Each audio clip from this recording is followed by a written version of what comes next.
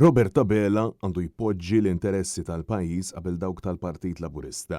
Irid jieqaf iwaħħal f'kulħadd ħlief fih innifsu. Dan saħħu l-editur tal-Journal Times of Malta fejn spjega illi il-votant wassal messaġġ ċar illi mhux se jibqa' jinxtara biċ-ċekkijiet b'retorika politika u wedi li jsiru minn gvern illi jħoss illi jista' jagħmel li jrid bi flus il-poplu. Fl-editorial intqal illi Bela issajħaf illi l-elettorat mhux magħmul minn persuni illi jibilgħu dak kollu illi jgħidu u li jista' jimmanipula lil kulħadd bi kliemu. L-editur ċanfar kliem il-mexxej tal-Labor meta qal lill-partitarji tiegħu biex ma jkunux arroganti.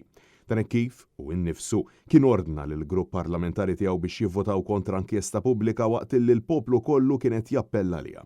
Kontinwament, Roberta Bela ħareġ onqu biex jiddefendi politiċi li jagħmlu parti mill-Labor wara li nqabdu jiksru l-etika, imbagħad jispiċċa jagħmel U-turn meta jkun tard wisq.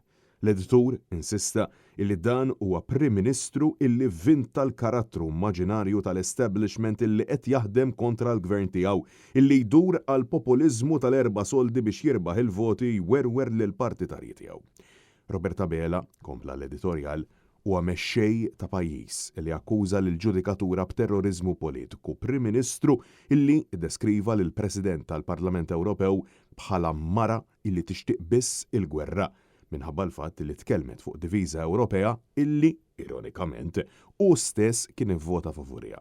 L-editorial sostna illi il-pajjiż qed jibki għall-bidla kontra il-klientelizmu, l-iżvilupp żejjed u l-isfaxxar tal-meritokrazija. L-editur temm jgħid il qabel jaġixxi Roberta Bela irid jitgħallem jaħseb għaliex aktar tard se jkun qed jerġa' jiġġudikah il-poplu.